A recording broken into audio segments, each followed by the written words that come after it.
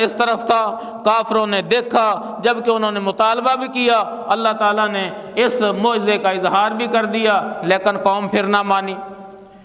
اور ستون کا رونا آپ علیہ السلام کا معجزہ تھا، منبر کا ہلنا آپ علیہ السلام کا معجزہ تھا، اور چٹان کا پارا پارا ہونا آپ علیہ السلام کا معجزہ تھا، اور پہاڑ کا ہلنا آپ علیہ السلام کا معجزہ تھا، درخت کا چلنا آپ علیہ السلام کا معجزہ تھا، کھانے سے تسبیح کی آواز آنا آپ علیہ السلام کا معجزہ تھا، اور انگلیوں سے آپ علیہ السلام کے پانی جاری ہونا یہ نبی علیہ السلام کا معجزہ تھا، اور مٹھی کے اندر جو کنکریاں تھیں ان کا کلمہ پڑھنا یہ محمد رسول اللہ صلی اللہ علیہ وسلم کا معجزہ تھا۔ لیکن معراج النبی اصل بات یہ تھی کہ مکہ والوں نے رسول اللہ کو بہت تنگ کیا، اس قدر جب تنگ کیا آپ علیہ السلام پریشان رہتے تھے، اور ایسا بھی ہوا کہ آپ علیہ السلام کی غم خوار بیوی حضرت خدیجہ الکبریٰ رضی اللہ تعالی عنہ دنیا فانی کو داغ فار کر دے گئی، اور انتہا درجے کی محبت کرنے والے آپ کے چچا ابو طالب دنیا کو داغ فار کر دے گئے، اور طائف والوں نے اس قدر بدتمیزی کی کہ آپ علیہ السلام پریشان رہتے تھے۔ اس سال کا نام ہی رکھ دیا گیا عام الحزن، غم کا سال، کہ حضرت خدیجہ کا چلا جانا رضی اللہ تعالیٰ عنہ، ابو طالب کا چلا جانا، اور طائف والوں کا اس قدر پریشان کرنا، آپ علیہ السلام کو اللہ مالک الملک نے ان حالات میں معراج سے نوازا، گویا کہ ایک تسلی اور تشفی تھی کہ اللہ کے نبی صلی اللہ علیہ وسلم تم آخر و زمان پیغمبر ہو، اگر یہ زمین کی مخلوق آپ کو تنگ کرتی ہے تو آسمانوں کی مخلوق جو ہے آپ کا گرم جوشی سے استقبال کرنے کے لیے تیار ہے۔ اور پھر آپ کو یہ بھی پتہ ہے کہ ایک سنی ہوئی بات اور ہوتی ہے، دیکھی ہوئی بات اور ہوتی ہے، تو گویا کہ نبی کریم صلی اللہ علیہ وآلہ وسلم کو یہ تسلی دینا تھا کہ آپ حق پر ہیں، یہ باطل پر ہیں، یہ عارضی غم ہیں، پریشانیاں ہیں، یہ ختم ہو جائیں گی، لا ینفق جز، ان کافروں کا پریشانیاں تو بنیں گی لیکن آپ کا کوئی پریشانی لا ینفق جز نہیں بنے گی۔ آپ علیہ السلام مکہ میں حضرت ام ہانی رضی اللہ تعالی عنہ جو آپ کی کزن تھی، حضرت علی رضی اللہ عنہ کی بہن، ان کے گھر میں آپ آرام فرما رہے تھے۔ آپ فرماتے ہیں کہ میں سونے اور جاگنے کے درمیان تھا تو جو کمرے کی چھت تھی نا اس کو اکھاڑا گیا، جبریل علیہ السلام میرے پاس آئے، مجھے اٹھا کر حتیم میں لے گئے، اور میرے جو ہے نا سینے کو چاک کیا، دل کو زمزم سے دھویا،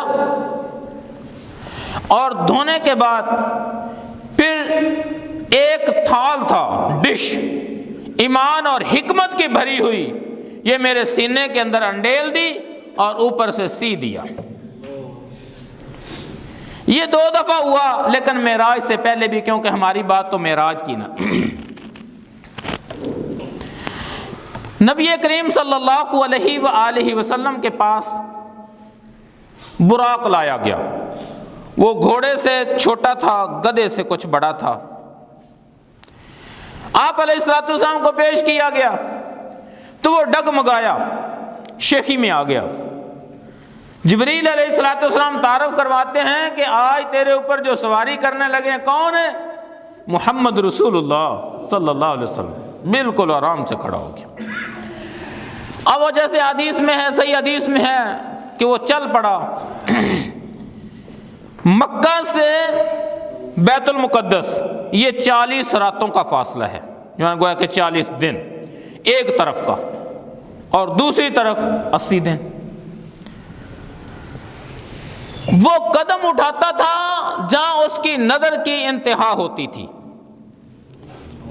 آپ علیہ السلام کو بیت المقدس میں پہنچایا گیا، کیوں کہ اللہ تعالیٰ نے یہ پہلے انبیاء کو حکم دے دیا تھا، اے انبیاء کی جماعت، کہ جب میں نے تم سے ایک پختہ عہد لیا ہے کہ اگر تمہاری زندگی میں نبی علیہ الصلوۃ والسلام آخر الزمان پیغمبر تشریف لے آئے، لَتُؤْمِنُنَّ بِهِ وَلَتَنْصُرُنَّ، تم نے ان پہ ضرور بضرور ایمان لانا ہوگا، ان کی مدد کرنی ہوگی، تمہاری شریعت کا اختتام ہو جائے گا، ان کی شریعت کا آغاز ہوگا۔ اور آپ علیہ الصلوۃ والسلام جب آخر میں تشریف لائے تو براق، جب آپ بیت المقدس میں پہنچے تو دروازے کے کنڈے کے ساتھ براق کو باندھ دیے۔ جب باندھ دیا تو آپ علیہ الصلوۃ والسلام تشریف لائے تو دیکھا کہ انبیاء کئی شخصیتیں موجود ہیں، اس وقت ان کا تعارف نہیں ہوا تھا، بعد میں کروایا گیا۔ آپ علیہ الصلوۃ والسلام کو جبریل علیہ الصلوۃ والسلام نے بازو سے پکڑا اور مصلی پہ کھڑا کر دیا۔ آپ علیہ الصلوۃ والسلام نے 2 رکعت نماز پڑھائی اور پیچھے انبیاء تھے۔ اس کے بعد آپ کے پاس 2 برتن پیش کیے گئے، ایک دودھ کا بھرا ہوا تھا اور ایک شراب کا تھا، تو آپ علیہ الصلوۃ والسلام نے دودھ کو تناول کیا۔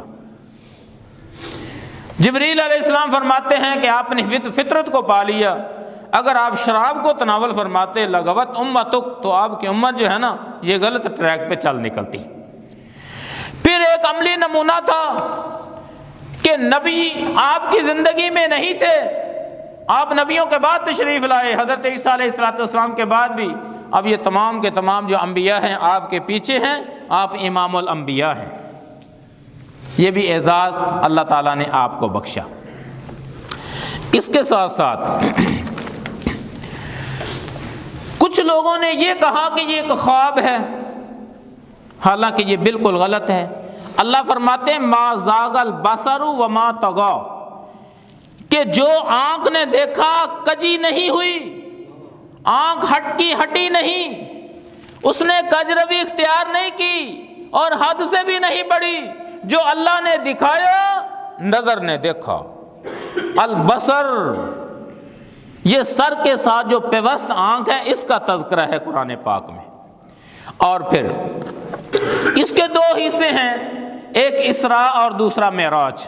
اسراء ہے زمین پہ چلنا، اسرا یسری اسران، مکہ سے بیت المقدس کے فاصلے کو اسراء، اور عرج معراج سے ہے، عرج کا معنی ہوتا ہے چڑھنا، جیسے سیڑھی کو کہتے ہیں، تو پھر آسمان دنیا پہ۔ ایسے ہی آپ علیہ الصلوۃ والسلام بیت المقدس سے نماز پڑھانے کے بعد، دودھ تناول فرمانے کے بعد فارغ ہوئے تو جبریل علیہ الصلوۃ والسلام نے آپ کو فرمایا، تیاری ہو گئی اوپر جانے کے لیے، تو آپ کو پہلے آسمان پہ لے جایا گیا، دروازہ کھٹکھٹایا گیا، کون؟ جبریل، آپ کے ساتھ محمد صلی اللہ علیہ وسلم۔ ارسل الیہ، کیا ان کی طرف پیغام بھیجا گیا، ان کو بلایا گیا ہے؟ جی ہاں، ان کو بلایا گیا ہے۔ پھر ملاقات ہوئی جبریل علیہ الصلوۃ والسلام سے۔ آپ علیہ السلام پوچھتے ہیں کہ جبریل یہ کون ہے بزرگ؟ آدم علیہ الصلوۃ والسلام ہیں۔ ان کے دائیں طرف سعادت مندوں کی روحیں تھیں، بائیں طرف بدبختوں کی روحیں تھیں۔ انہوں نے کہا مرحبا بالنبی صالح وابن صالح، خوش آمدید اے نبی، اے نیک بیٹا، خوش آمدید۔ تعارف ہوا۔ اس کے بعد کئی ایک اور بھی باتیں، بہرحال دور تر جائے گی بات۔ دوسرے آسمان پہ بھی یہی ہوا، دروازہ کھٹکھٹایا گیا، کون؟ جبریل، آپ کے ساتھ محمد صلی اللہ علیہ وسلم۔ ارسل الیہ، نعم، ان کی طرف پیغام بھیجا گیا، دروازہ کھولا گیا۔ دوسرے آسمان پہ حضرت یحییٰ بن زکریہ اور حضرت عیسیٰ بن مریم علیہم السلام سے ملاقات ہوئی۔ اور پھر تیسرے آسمان پہ پہنچے، حضرت یوسف علیہ السلام سے ملاقات ہوئی۔ چوتھے آسمان پہ پہنچے، حضرت ادریس علیہ السلام سے ملاقات ہوئی۔ پانچویں آسمان پہ پہنچے، حضرت ہارون علیہ السلام سے ملاقات ہوئی۔ چھٹے آسمان سے حضرت موسیٰ علیہ السلام سے ملاقات ہوئی، اور ساتویں آسمان پہ حضرت ابراہیم علیہ السلام سے ملاقات ہوئی۔ اب ان کے اندر مفسرین نے کئی ایک حکمتیں اہل علم نے بیان کی ہیں کہ آدم علیہ السلام سے ملاقات ہوئی نا، تو یہ ہجرت کی طرف اشارہ تھا کہ آپ کو بھی سفر ہجرت سے بہرور ہونا پڑے گا۔ اور حضرت یحییٰ بن زکریہ اور عیسیٰ بن مریم علیہم السلام، جیسے آپ نے فرمایا ان کا زمانہ میرے زمانے کے قریب ہے۔